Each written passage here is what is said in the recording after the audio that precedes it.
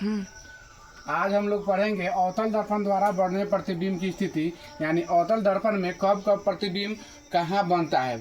तो सबसे फर्स्ट है, जब हम वस्तु को अनंत पर रखेंगे तो उसका प्रतिबिंब कहाँ बनेगा।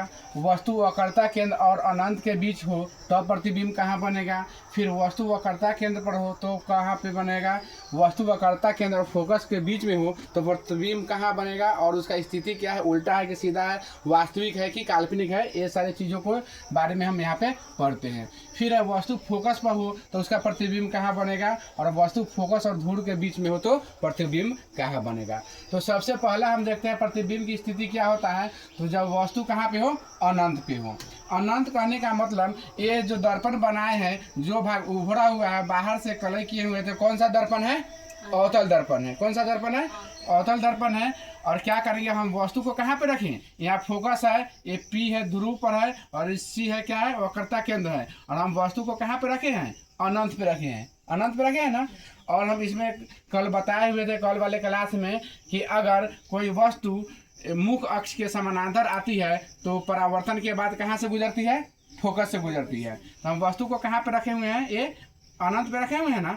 ए बी वस्तु क्या है, वस्तु ए बी। और यहाँ से एक किरण आएगी समानांतर मुख्य अक्ष के, और परावर्तन के बाद कहाँ से टकरा रही है, कहाँ से कट रही है, फोकस पे। और फिर क्या करेंगे, यहाँ से समानांतर किरण ले गए, और परावर्तन के बाद हम कहाँ से आया ये किरण, फोकस पे आया। तो क्या हो गया, जहाँ पे कटता है वहीं पे क्या होता है, मेरा प्रतिबिंब बनता है। तब यहाँ पे देखो, यहाँ पे प्रतिबिंब मेरा ए डैश और बी डैश बना हुआ है, बहुत छोटा बना हुआ है, बिंदी के आकार के, जो हमें दिखाई नहीं दे रहा है। तो अब पूछेगा प्रतिबिंब कहाँ पे बन रहा है, तो प्रतिबिंब कहाँ पे बन रहा है, फोकस पे। और वस्तु से कैसा बन रहा है, देखो वस्तु इतना बड़ा है, यहाँ पे एकदम बिंदी की तरह है, तो यानी वस्तु से छोटा ही नहीं, बहुत छोटा बन रहा है। और यह प्रतिबिंब कैसा बन रहा है, वास्तविक बन रहा है। अगर प्रतिबिंब के पीछे बनता है, ऐसे डॉट डॉट करके करते तो काल्पनिक बनता है। यहाँ पे एकदम दिखाई देता है, तो कैसा प्रतिबिंब बना, वास्तविक। और प्रतिबिंब कैसा बना है, यहाँ पे उल्टा बना हुआ है। प्रतिबिंब कैसा बना हुआ है, उल्टा। अब नेक्स्ट स्थिति में देखेंगे, जब वस्तु वक्रता केंद्र और कहाँ हो, अनंत के बीच हो। कहाँ कहाँ हो, वक्रता केंद्र और अनंत के बीच में। अब देखो, ये अवतल दर्पण है, हम वस्तु यही रखे हुए हैं। ये भी क्या है, वस्तु है। वक्रता केंद्र कहाँ पे है, यहाँ पे, यह है वक्रता केंद्र। और इधर जितना बचता है उसको क्या बोलते हैं, अनंत बोलते हैं। क्या बोलते हैं, अनंत। वक्रता केंद्र और अनंत के बीच में रखे हैं वस्तु को।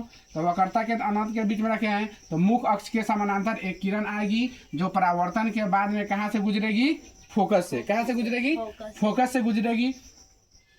और फिर क्या है, एक और चीज बताए हुए थे, जब कोई किरण अवतल दर्पण में वक्रता केंद्र से जाती है और परावर्तन के बाद कहाँ से गुजर जाती है, वक्रता केंद्र में गुजर जाती है।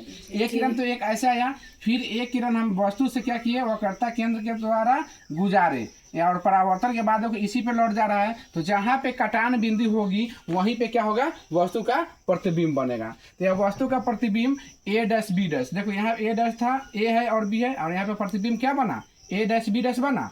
तो प्रतिबिंब कहाँ बना, किसके किसके बीच में बना हुआ है, वक्रता केंद्र और फोकस के बीच में। तो यहाँ पे लिखे ना, वस्तु कहाँ बना है, वक्रता केंद्र और फोकस के बीच में बना हुआ है। अब देखिए, ये वस्तु से छोटा है बना है कि बड़ा बना है, तो वस्तु से छोटा बना है। फिर क्या है, वास्तविक बना है कि काल्पनिक बना है, तो वास्तविक बना है। और वस्तु से सीधा बना है कि वस्तु के उल्टा बना है, तो वस्तु के उल्टा बना है। अभी हम अवतल दर्पण द्वारा बने प्रतिबिंब की स्थिति, दो स्थिति देखे हैं, और सारी स्थिति अब देखेंगे। ठीक है।